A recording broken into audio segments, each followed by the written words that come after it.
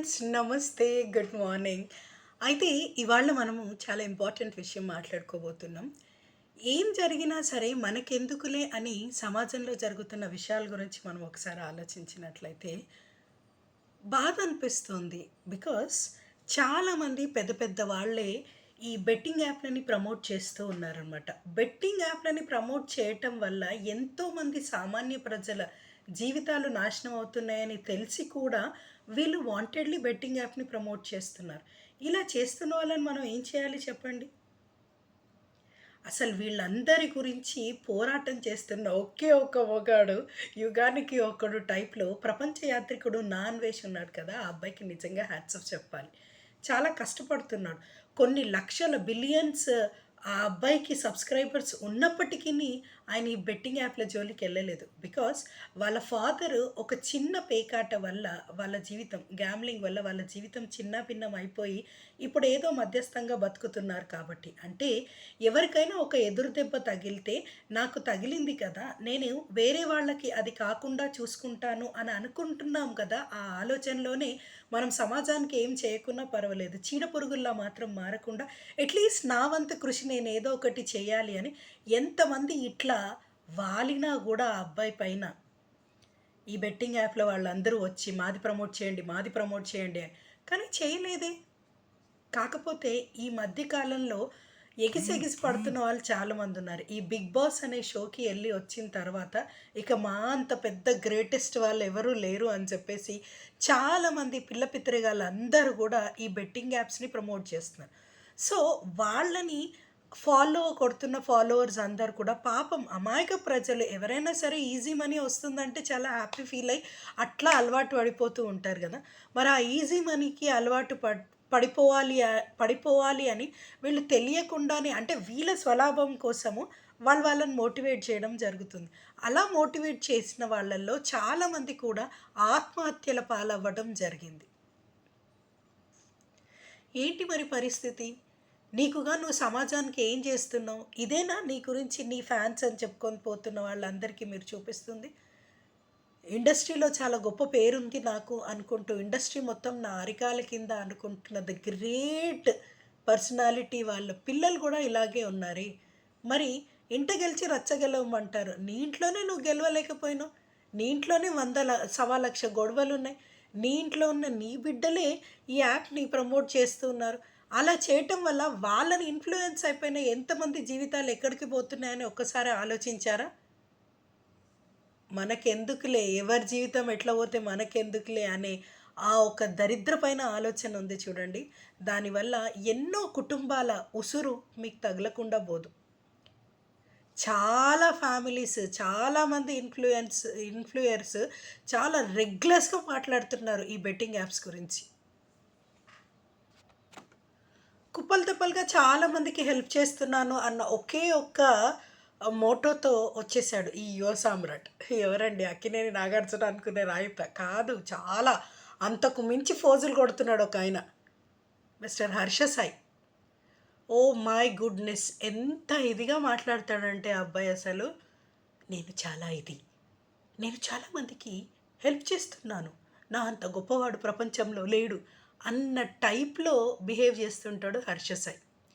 Cinema హీరోలకు మించి following, craze చాలా ఉంది ఆ అబ్బాయికి. అందుకనే బయట యువ సామ్రాట్ అని ఆయనను పిలుస్తూ ఉంటారు. లక్షలకు లక్షలు డబ్బులు, కోట్లకి డబ్బులొస్తున్నాయి వాళ్ళకి. రావడంతో పాటు ఇంకా వాళ్ళు ఆ డబ్బులను తీసుకెళ్ళి ఎక్కడ పెట్టుకోవాలో తెలియక ప్రజలకు ఇట్లా విసిరేస్తున్నాడు. మొన్న ఈ మధ్య నేను చూశాను. సోషల్ మీడియా ఇన్‌ఫ్లుయెన్సర్ ఒకతను మంచి కారులో దిగి ఓ నలుగురు, ఐదుగురిని ఇట్లా బౌన్సర్‌లనేసుకొనొచ్చి, ఓ పెట్టె నిండా డబ్బులు తెచ్చి, ఒక మాల్‌లో నిలబడి వాడికి ఎంత కండ కావరం కాకపోతే, ఇప్పుడు నేను డబ్బులు ఇసిరేస్తున్నాను, పట్టుకున్నోనికి పట్టుకున్నంత అని ఇసిరేషిండు.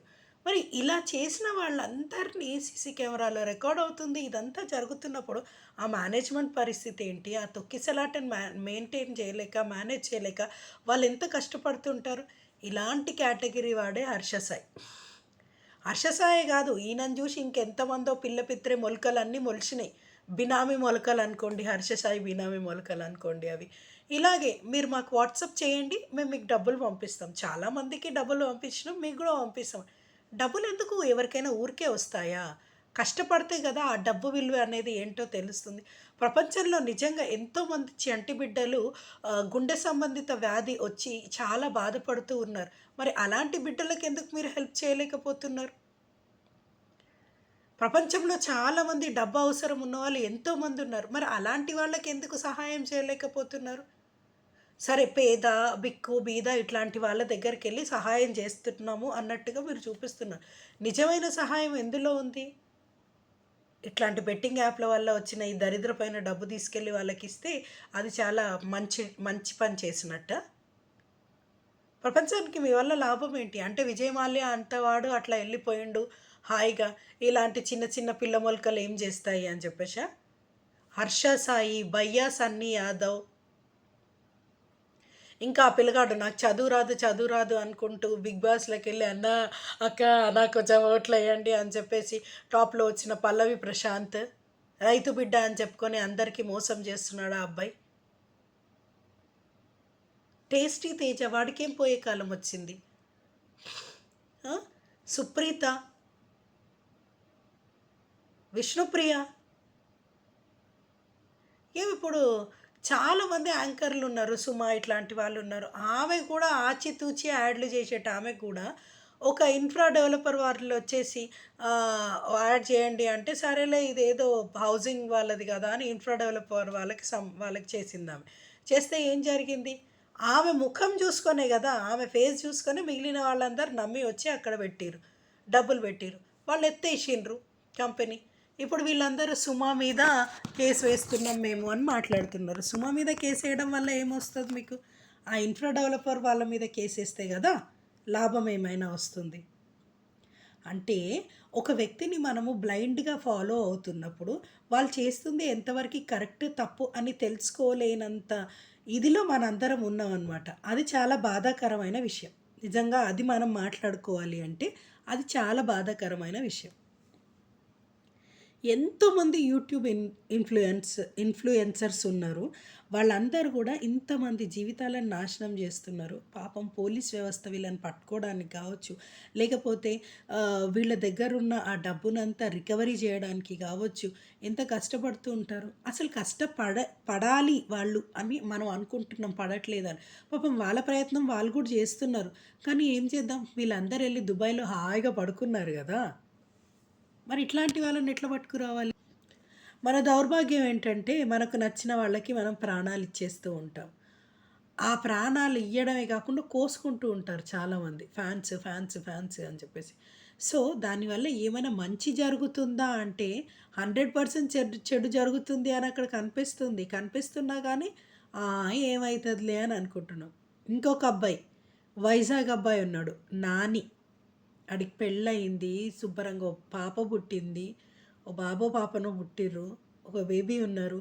ఆయనను నమ్ముకొని ఒక పిల్లొచ్చింది. మరి వాడు అంటే ఎందుకు ఇట్లాంటి అన్‌పార్లమెంటరీ లాంగ్వేజ్ వస్తుందంటే, వాళ్ళ వల్ల చాలామంది జీవితాలు నాశనమైనయి.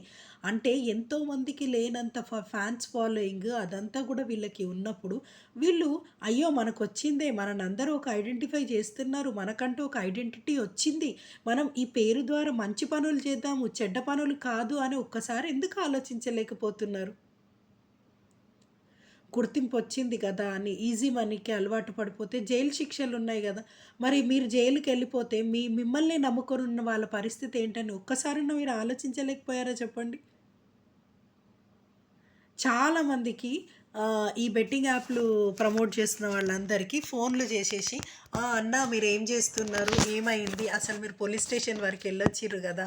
ఏంటసలు పోలీసోళ్ళు ఏమంటున్నారు? అని మాట్లాడితే ఎంత రెగ్యులర్స్‌గా ఆన్సర్‌లు ఇస్తున్నారంటే ఒక్కొక్కరు, చూసుకుందాంలే. ఆ! అదిలే, ఇదిలే అని మాట్లాడుతున్నారు. ప్రకాష్ రాజ్ గారు మీకేమైందండి నాకర్థం గాదు. నేను మోనార్క్‌ని నన్నెవరు ఆపలేరు అని అనుకుంటూనే ఎన్ని సినిమాలు చేశారు. ఎంత మంచి విలక్షణ నటుడు. మీ బుర్రకేమైందండి?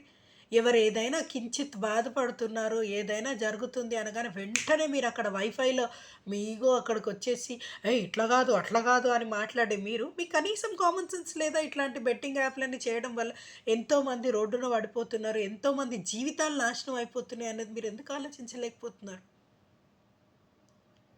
చాలా బాధాకరమైన విషయం అండి. ఎంతమంది ఈ బెట్టింగ్ యాపులు, ఈ గ్యాంబ్లింగ్స్ ఇవన్నిటికి గనక మీరు నిజంగా ప్రమోట్ చేసి ఇట్లా చేస్తే ఎంతోమంది తల్లిదండ్రుల ఉసురు ఊరికేనే తగలకుండా పోదు మీ అందరికీ. ఈజీ మనీకి అలవాటు పడిపోయారు. ఈజీ మనీకి అలవాటు పడిపోయారు. ఓ 4, 5 షూటింగులు ఎక్కువ చేసుకోండి. లేదా 4, 5 సినిమాలు ఎక్కువ చేసుకోండి. కావాల్సినంత డబ్బుంది. తరతరాలు కూర్చొని తినేంత డబ్బుంది గదా! మీ ఫ్యామిలీస్ అందరికీ. ఈ బెట్టింగ్ యాప్స్ ప్రమోట్ చేసిన ప్రతి ఫ్యామిలీ వాళ్ళకి కూడా తరతరాలు కూర్చున్నా కూడా తరగనంత ఆస్తి ఉంది. ఇంకెందుకు మీకు ఈజీ మనీ గావాలి? ఇంకెందుకు మీ వల్ల ఎంతోమంది నాశనం గావాలి? ఆ! మిగిలినవి హర్ష సాయి, భయ్యా సన్నీ వీళ్ళందరూ భయ్యా సన్నీ యాదవ్, ఇమ్రాన్ వీళ్ళందరూ ఎళ్ళేసి హాయిగా దుబాయ్‌లో ఎంజాయ్ చేస్తుంటే, మిమ్మల్ని నమ్ముకున్న వాళ్ళందరూ ఏం కావాలి? బాధపడాలా వాళ్ళందరూ? వాళ్ళందరూ ఏడవాలా మీకోసం? వాళ్ళందరూ చాలా ఇదిగా ఉంటే మీకు చాలా సంతోషంగా అనిపిస్తుందా? ఇదేం పైశాచిక ఆనందం? మీకుగా మీరు ఏదైనా చేసుకోండి తప్ప, మిమ్మల్ని నమ్ముకున్న వాళ్ళని అన్యాయం చేసేసి ఇవన్నీ పనులు చేయడం వల్ల వచ్చే లాభం ఏంటండి? ఏం బెట్టింగ్ యాప్‌లో ఎంతమంది జీవితాలు నాశనం అయిపోయినాయి దానివల్ల. అసలు ఒక్కొక్క స్టోరీ వింటుంటే కన్నీళ్ళు ఆగట్లేదు. కష్టపడ్డ ప్రతి పైసకి ఫలితం అనేది తృప్తిగా అనిపిస్తది. ఇట్లాంటి వెధవ డబ్బులన్నీ వచ్చిన వాటికి అసలు తృప్తి కాదు గదా! వాళ్ళందరి ఉసురు మనకు తగలకుండా పోదు. వాళ్ళందరూ కలిసి మనల్ని శాపనార్థాలు పెడుతుంటే అది చాలా హ్యాపీగా అనిపిస్తుందా? వాళ్ళందరూ కలిసి ఏంటి వీళ్ళు ఇట్లనే నాశనం అయిపోని, వీళ్ళు అస్సలు మంచి కాదు, వీళ్ళ జీవితాలు గూడా ఇట్లనే కానీ అని వాళ్ళ తల్లిదండ్రుల ఘోష అదంతా మీకు మంచిగా అనిపిస్తుందా? ఈ ఈజీ మనీకి వాళ్ళని అలవాటు చేయడం వల్ల మీకొస్తున్న లాభం ఏంటి? మీరు పొందుతున్న ఆనందం ఏంటి? ఆ పైశాచిక ఆనందం ఏంటి? దానివల్ల ఇన్ని కుటుంబాలు నాశనం అయిపోతున్నాయి గదా! ఈ కుటుంబాలకి ఎవరు దారి చూపిస్తారు? ఈ కుటుంబాలన్నీ బాధపడిపోతుంటే మనమేం బాగుంటున్నాము అని ఇవన్నీ మాట్లాడుకోలేరా? మీకంటూ మీకు ఆత్మ పరిశీలన చేసుకోలేరా? ఏం మీకు అంతఃకరణ శుద్ధి లేదా? ఎందుకు ఇట్లా జరుగుతుంది? అయ్యో! మన వల్ల ఇంతమంది చనిపోతున్నారంట గదా! మనం ఎందుకు వాళ్ళని ఇన్‌ఫ్లూయెన్స్ చేయాలి? ఏదో మన మానాన మనం పోతే అయిపోతుంది గదా! అని అనుకోవచ్చు కదా! మీ లగ్జరీ లైఫ్‌లకి సామాన్యమైన పేద ప్రజానీకాన్ని ఎందుకు బలి చేస్తున్నారు? ఒకసారి మీరు ఎందుకు ఆలోచించలేకపోతున్నారు ఇదంతా? పోలీస్ శాఖ వాళ్ళు నిజంగా చాలా సీరియస్‌గా తీసుకుంటున్నారు ఈ బెట్టింగ్ యాప్‌లు చేస్తున్న వాళ్ళని. ఖచ్చితంగా ఒక్కొక్కరికి గరుడ పురాణంలో శిక్షలు అని అంటాడు చూడు 'అపరిచితుడు' సినిమాలో, అంతకన్నా ఘోరంగా పడాలి మీకు శిక్షలనేటిది. మామూలుగా కాదు. ఎన్ని జీవితాలు నాశనం చేసిర్రు, ఎంతమంది ఆత్మహత్యలు చేసుకుర్రు, ఎంతమంది ఉరేసుకొని చచ్చిపోయారు, ఎంతమంది పురుగుల మందులు తాగిండ్రు. మీకివన్నీ వినబడట్లేదా? మీకివన్నీ కనబడట్లేదా? ఏం ఆ బెట్టింగ్ యాపులు ప్రమోట్ చేయడం వల్ల ఉన్న పైశాచిక ఆనందం మీకేంటి? మిమ్మల్ని నమ్ముకొని గూడా ఫ్యామిలీస్ ఉన్నాయి గదా!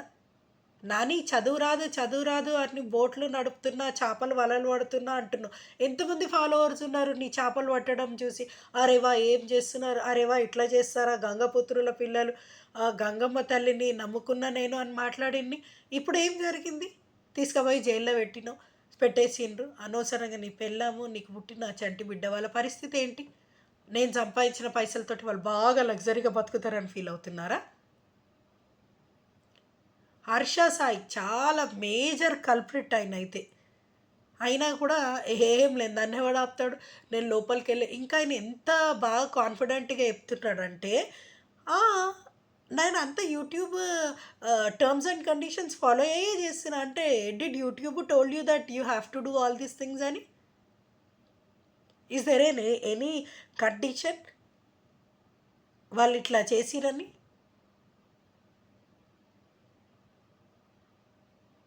ఎన్ని జీవితాలు నాశనం అయిపోతున్నాయో ఒక్కసారి ఆలోచించండి.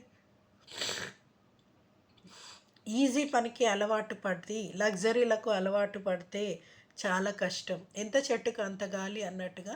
ఇప్పుడు ఆ అబ్బాయి ఉన్నాడు నాన్ వెజ్ కొన్ని ఆహ్, మొత్తం అన్ని ఖండాలను చూసేసొచ్చిండు. అట్లనే మనందరికీ చాలా చక్కగా చూపిచ్చిండు.